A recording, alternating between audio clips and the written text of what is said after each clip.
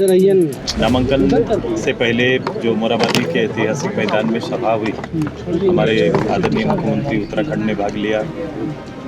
साथ ही साथ एनडीए के सभी घटक दल और हमारे जितने सांसद और विधायक के साथ साथ एक एक कार्यकर्ता जो ग्राम स्तर का इस पूरे अभियान का नेतृत्व करेंगे, उन सभी लोगों में उल्लास इस कार्यक्रम को लेकर देखा गया। और उम्मीद यही है कि जो वातावरण है, इस वातावरण से हमारा मुकाबला जो टेम्परेचर है अभी वर्तमान समय उनसे मुकाबला है। क्योंकि चुनाव इसी समय होना है, 25 तारीख की तिथि है।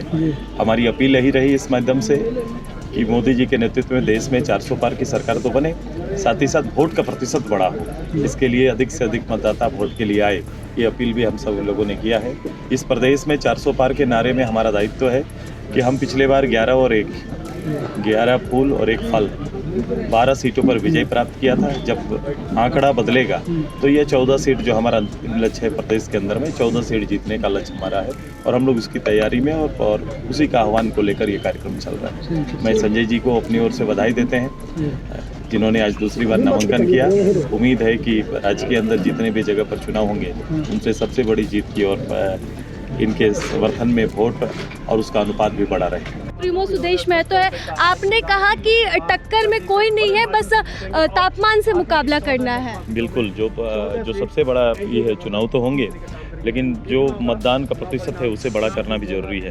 क्योंकि लोगों की भागीदारी भारतीय सबसे बड़े पर्व में अगर ना हो तो फिर ये पूरा लोकतंत्र का पर्व फीका पड़ जाएगा। इसलिए जीत हार तो हो, लेकिन इसमें सबकी भागीदारी के लिए मैंने अपील किया है। संजय सेठ के सामने यशस्विनी सहाय है, उन्हें लेकर क्या कहेंगे? किस तरह का मुकाबला इस बार मैदान में देखने को मिलेगा? कई लोग होंगे, कई लोग हैं, कई और लोग भी चुनाव लड़ेंगे यहाँ पर। गिनती तो बड़ी होगी, लेकिन पॉलिटिकली जो प्रारंभ है, पॉलिटिकल राजनीतिक रूप से जो प्रारंभ है, जिन्होंने कभी भी राजनीतिक क्षेत्र में कदम न रखा हो, अब सीधे चूँकि पद को भरने के लिए आएंगे, तो ये सबसे बड़ा चीज़ होता है कि लोग उम्मीद करते हैं अपने नेता को, उसके व्यवहार, आचरण, उनके कर्म, ये बहुत मायने रखते हैं, उनका इतिहास काफ़ी मायने रखता है। तो इन चीज़ों से अगर वाकिफ़ नहीं है तो केवल पारिवारिक इतिहास पर, पिताजी के इतिहास पर वोट करेंगे चूँकि उनकी बेटी है, परिचय तो यही बनेगा। तो आएंगे, चूँकि पार्टी ने टिकट दिया है तो चुनाव लड़ेंगे, भागीदारी लेंगे। अच्छा, आपने कहा कि इंडिया गठबंधन जो है वो अब तक नेता नहीं चुन पाया, दूल्हा नहीं चुन पाया है। ये सबसे बड़ी विडंबना है, क्योंकि ये चुनाव मैं मानता हूँ कि कोई आपको पूरा एकदम ध्यान रखना पड़ेगा। ये देश के प्रधानमंत्री चयन होना है, देश के प्रधानमंत्री को चयन करना है। एक तरफ तो स्पष्ट रूप से 10 साल का प्रधानमंत्री आपके बीच खड़े हैं, आने वाले 24 तक का भारत का संकल्प को लेकर है। मैंने यही कहा था कि ना इनके पास चेहरा है, कोई चेहरा, नाम, ना ही देश के लिए कोई बड़ा संकल्प है। ये दोनों चीज़ों से कोई तैयारी इनकी है ही नहीं और केवल चुनाव लड़ने और भागीदारी केवल निभाने के लिए ये चुनाव पे है। अच्छा, एनडीए जो है वो झारखंड में 14 सीटों पर जीत का आंकड़ा जो है वो बता रही है, इसलिए चूँकि हम 12 जीते हुए हैं और 2 ही आंकड़ा हमारे पार है। प्रधानमंत्री जी और देश के एनडीए की पूरी ताकत ने यह तय किया है कि पिछड़ा आंकड़ा को पार करना है। तो पिछड़ा आंकड़ा को पार करना है तो मेरे लिए चुनौती केवल 2 सीट का है कि इससे आगे आंकड़ा पार करेंगे तो 14 हमारा होगा। 12 हम लोग, 11 भारतीय जनता पार्टी और एक आजसू ने जीता था। इस बार 13 भारतीय जनता पार्टी और एक आजसू जीत के आएगी।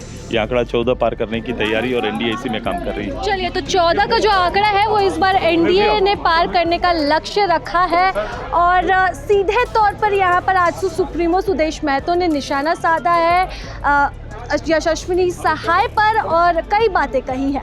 हमने बातचीत की इस वक्त आजसू सुप्रीमो सुदेश महतो से, जो कि संजय सेठ के नामांकन समारोह में शामिल होने के लिए पहुंचे थे। इसके साथ प्रभात खबर से मैं राजलक्ष्मी। प्रभातखबर.com, विश्वास वही, रफ्तार नहीं।